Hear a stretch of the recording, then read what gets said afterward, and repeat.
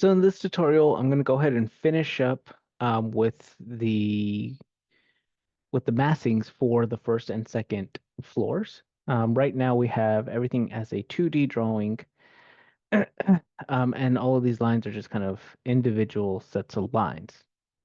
Um, what we're going to do is just essentially join these lines and then extrude them up. Before we do that, though, let's go back to the assignment, to those general notes where it says that the first floor wall height is 8 feet and the second floor wall heights are 9 feet. So that means the first floor walls are gonna be extruded to 8 feet, the second floor walls are gonna be extruded to 9 feet, and then we have a header height on both floors of 7 feet. So a header height is essentially the height of the wall above a window or a door. We typically put a header beam over the window or the door. Therefore, it's called a header height. Okay. This right here, the header height, if you're not understanding it, will make more sense once we can visually see it in Rhino. But right now, let's focus on the 8 foot and the 9 foot walls. So we're going to go back into Rhino. And at this point, actually, let's stay in the top view for the moment. What we're going to do is use the extrude curve command. Now, if you remember from previous lectures, the extrude curve command will extrude any joined sets of curves, meaning it will not just take a single line and extrude that up. It works. Actually, I think it will, but you never want to just extrude a surface, right? We want it to be an actual poly surface, right? And in order to do that, we need to have all of the lines joined and connected together. So what I'm going to do is do a cross window, make sure that one line or one set of line is selected, and then we'll use the join command and hit enter. So now you'll notice that when I click on a set of lines, all of the lines are selected. Okay. Now I can do this individually and go through every kind of set, or I can do a cross window and use the join command. However, before you do that, you need to make sure that you don't have any intersecting lines in here because that's going to throw off your extruded curve. So go around, make sure that all of the lines in between the walls where the interior and exterior walls join, make sure that those lines are deleted. So use the trim tool. Okay. And then if there's any instance where you feel like you may have duplicate lines, just go back and double check. So again, if you click on a line, it should automatically select it. If you click on a line and it gives you the option to select between one line or another, it means that you have overlapping lines, and that too is going to cause real issues and problems when we use the extrude curve command. So make sure to delete any overlapping lines that you don't need. Okay. Once you've kind of gone around and verified those two things, then we could go ahead and do the cross window, use the join command, hit enter. And then I like to go back and just click on everything once. Make sure that everything that should be joined together is in fact joined. And I simply do that by clicking once and all of the lines should be selected. Okay, so that looks good. Let's do that over here now. On the second floor join, hit enter. And again, everything looks to be correct. All of this is connected. All of this looks good. All right. Now that everything is connected, let's go into the perspective mode. Okay. We'll come over here. Now, before we do anything, let's go into our layers. Okay. We've modeled everything into our layers. And before I extrude and go up, I want to move all these lines into the lines layer. Okay. I no longer want them in the default layer. So I'm going to do a cross window, select everything. Come over here, place my cursor over lines, and then right click. And then I'm going to select change objects, change object layer. When I click out, you'll notice that all of these are now red, right? And that's because that's the color of the layer. However, my check mark is still under the default layer. So that means moving forward, everything I model is still going to be under the default layer, which is what we want. Okay. So I'm going to start over here on the first floor, and I'm going to start extruding. I'll go ahead and select a set of lines, use the extrude curve command, and I'm going to go up 8 feet. Enter. Let's go and change our visual settings to shaded, and that's what it should look like. Okay. Now and right now that you're learning, you should still go and do this individually. Go through each one and do it individually. So we'll select the line, extrude curve, and we'll go up 8 feet. Oh, before that, hold on. I forgot this one piece. So before that, we'll select the line, extrude curve, and make sure that solid is set to yes. Okay. So we're going to hit solid equals yes, because we want this to be a closed poly surface. We don't want to have to go back and have to use the cap command. So solid should be set to yes. Then we'll go ahead and go 8 feet. Okay. From there, just click on it. Okay. Make sure you don't have any overlapping geometry as well. Make sure that you didn't accidentally extrude a set of lines. Make sure that it's correct. Right. So the way we check that is by simply clicking on it once, and all of the surfaces, the entire object should be highlighted, right? So with one click, everything is highlighted. That tells you that it is a poly surface. So from here, then you want to go ahead, and I do recommend for you to kind of practice this step a little bit until you feel comfortable with it. And we'll go 8 feet, go and check everything looks good. Okay. However, we could actually extrude everything as and all under kind of one move. So if we highlight all of the pieces left, we'll use extrude curve. We'll go all, and we'll go up 8 feet, enter, and there you have it. Okay, I'll go back and just click on everything. And now we have all of our walls extruded up. Okay. Next is going to be that head height. Okay, so the header is right up here. So assuming that, let's go take a look. The floor plan shows that we have a window here. Okay. Nowhere on the floor plan, nor in any of the directions do I state the height of the window. And that's because I leave that up to you. Okay. You can go ahead and decide whatever height you want these windows, whatever the size that you want them. However, they all need to have a header height of 7 feet, meaning they all need to stop at 7 feet. Okay. So some of these can be a full height window from the floor all the way up to 7 feet, or some can be 2-foot windows. It's entirely up to you. Okay. So what we're going to do is start off by modeling the header height. The way I'm going to do that is by creating a set of lines. Okay. Just like we did over here where we have the set of lines and we extrude up. This time we're going to create a set of lines and extrude down. Now I can draw the lines using the line tool, but this shape that I want to create is essentially a rectangle. So I could actually just use the rectangle tool. Click. And what I'm going to do is click on one corner, move the cursor, and then click on a second on the diagonal corner. Now, in order for this to work, you have to make sure that your O snaps are turned on and that you have at least the end point checked on. Okay, because we're going from the end point to the end point. And now when I orbit around, I can see that that rectangle is actually attached to both walls. Now, the next thing is to know how high do we're going to extrude the curve down to, right? We could do the simple math. The walls are 8 feet. Header height is at 7 feet. That means this extrusion needs to go down 1 foot. But what if we didn't know? Well, let's say the walls were 8 feet 3.5 inches, right? And the head height was at 6 feet 8 inches. Now you could pull out a calculator or pull out a pencil and paper and try to do the math. But what you could easily do, let's say that, what we could easily do is just draw a line. We'll have it go straight up following the blue axis. Notice how it snaps to the blue axis because I have Smart Track on. And then we'll go ahead and specify the height, 7 feet. Enter. We'll click, and then we'll move the cursor out over here. It doesn't matter how far. We're going to go back and delete it afterwards. So here's my line. That's my reference point.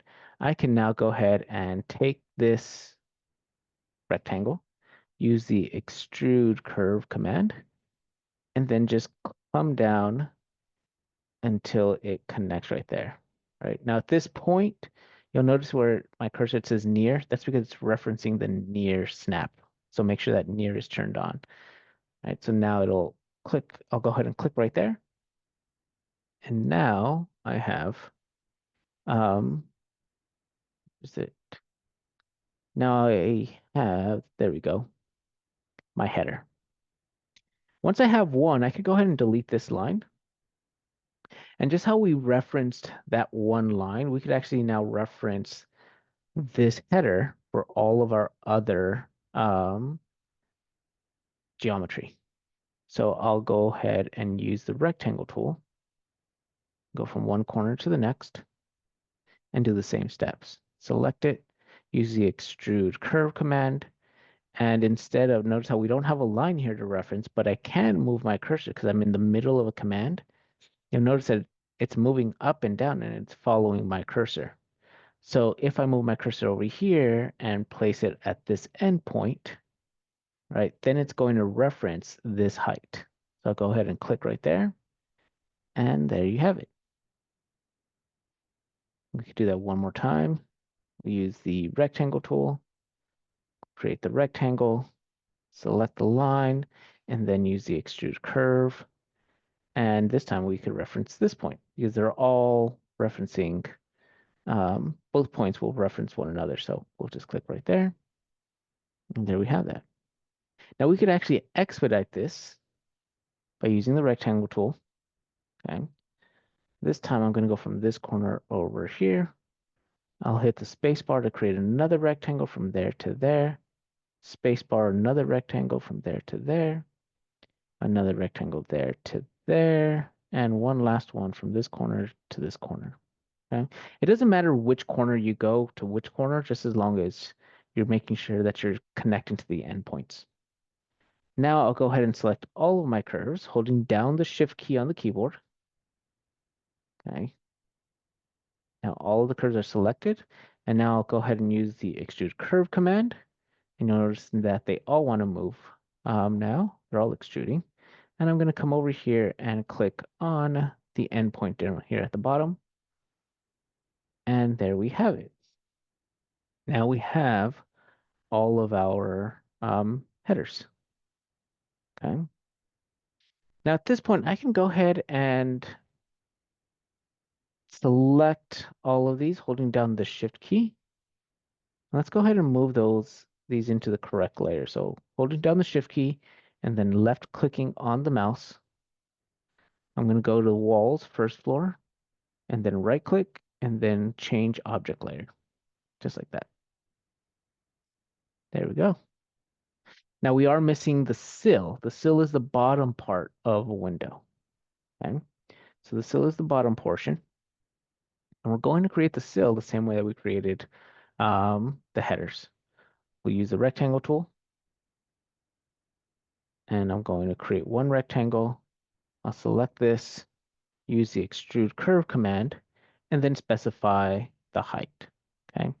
So an average height, I should say a residential building code, is that in well, in a bedroom or habitable room, the sill cannot be any higher than 42 inches, 3 feet 6. So in case of a fire, you need to, someone inside should be able to jump outside of a window. And if the window is 5 feet tall, then that's going to be very difficult for someone to be able to jump out, right?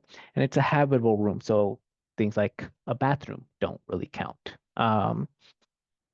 But a general rule of thumb is going to be 42 inches, which is 3 foot 6. So I'm going to just type in 42 inches, hit enter, and there we have our sill, right?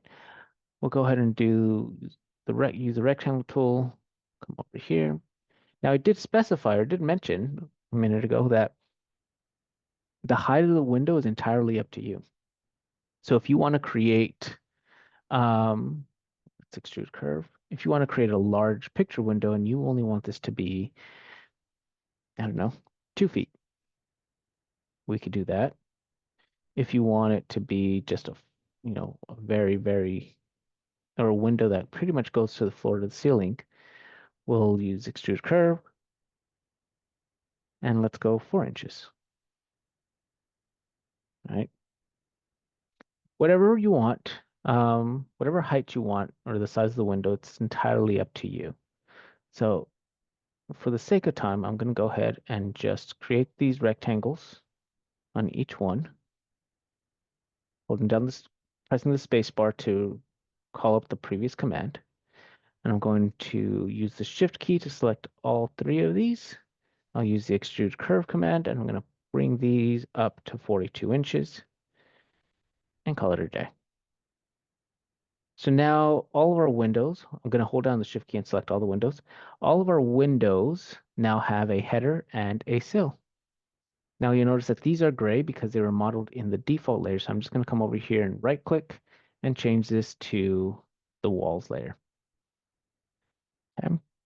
And that's it for my first floor. Just like that, we have our walls modeled to the correct dimensions, and we have the location for all of our openings um, in place. Okay. So now I'm going to do the same exact thing, but I'm going to come over here and do it to my second floor. So I'm going to, so everything's already set. Forgot we did that. If you remember, the general note is that our second floor walls will go up 9 feet instead of 8 feet. So we need to make sure that we extrude this up to 9 feet. So I'll select all of these, use the extrude curve command, and I'm going to go up 9 feet. Enter. Now again, before I move forward, I just want to go ahead and click on everything, make sure that everything looks correct and that one click will select the entire object. And the reason why I say let's check that now is because this is exactly what we're working on at the moment. The last thing you want to do is find out, you know, 2, 3 days later, a week later, when you're already applying materials that in fact your walls no longer, that your walls actually weren't modeled correctly, right? Or that you have overlapping geometry. So, whenever we're working on something, just click on it, make sure that it is a closed poly surface, and that we will be able to, sorry, that it is a closed poly surface and there's no overlapping geometry. If you find a problem, then simply click on it, use the delete key, and then investigate the line work. Make sure, see if you're missing any lines, see if you have overlapping lines, click around. If you need to explode the entire line set and then rejoin it, make sure all the lines are connecting. Okay, because what you need to do, or what should happen is you should be able to extrude curve and bring this up to 9 feet and have it as a closed poly surface. Okay. Remember that extrude curve needs to be set to solid, right? So we select it. And I keep bringing that up just because I always have questions about why I'm missing top and bottom surfaces. Okay. So solid is set to yes. Okay. Go 9 feet. Okay. So our walls are up and I'm going to do the same thing as I did over here and add my headers. So I'll use the rectangle tool and hit the space bar. We have a lot more spaces on the second floor, rooms on the second floor.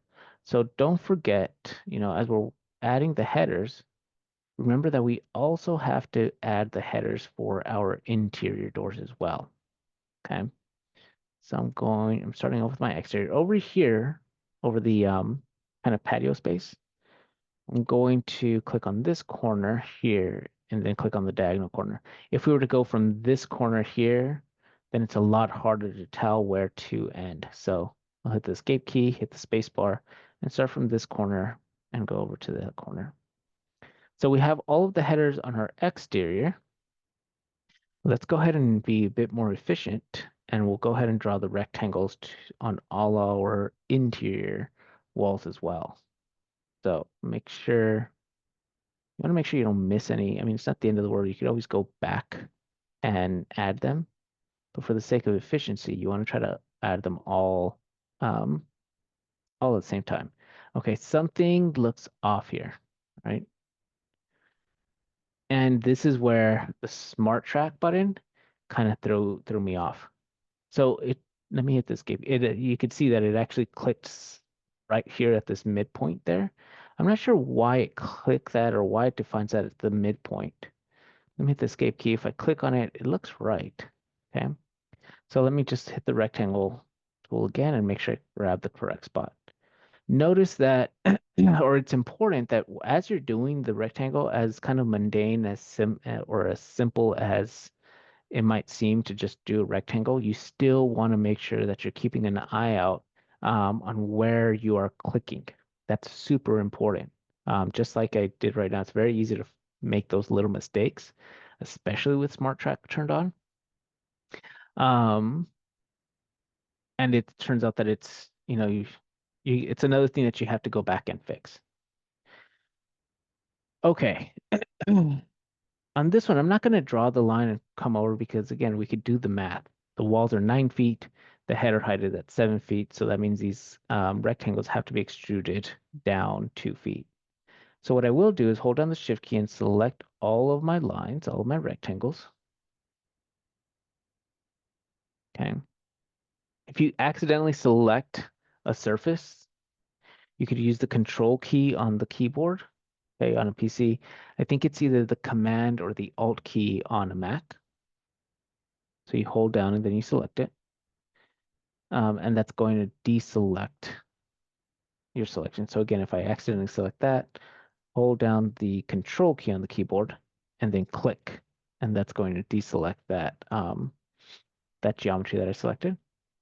Holding down the Shift key to do a multiple selection. So all of my headers are now selected, or all of the rectangles are now selected. And I'll use the Extrude Curve command, and I'm going to bring my cursor down, right, downward, and then type in 2 feet. If my cursor is going up, then it's going to extrude upward 2 feet. So I got to go make sure it's in the right direction. Type in 2 feet, enter. And there we have it. Now we could go ahead and just double check our dimensions. When we extruded, we never actually checked our heights. So that's 9 feet. Type in distance again and click from this corner to that corner, and that's 7 feet. Okay. And then what we'll do is we'll draw the rectangles again. Actually, I'm not sure if this is going to be faster. What else? Let's try this out. I'm going to hold down I'm going to try to, we have the line work up here, right? That doesn't go away. We have the actual geometry, but we also have the lines up here.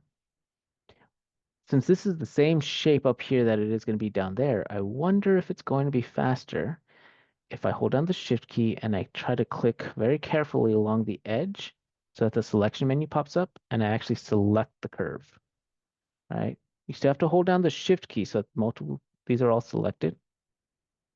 But if I do that, I wonder if it's faster to do this. It seems like it's a bit faster than it is to draw the rectangle. Right, so click there,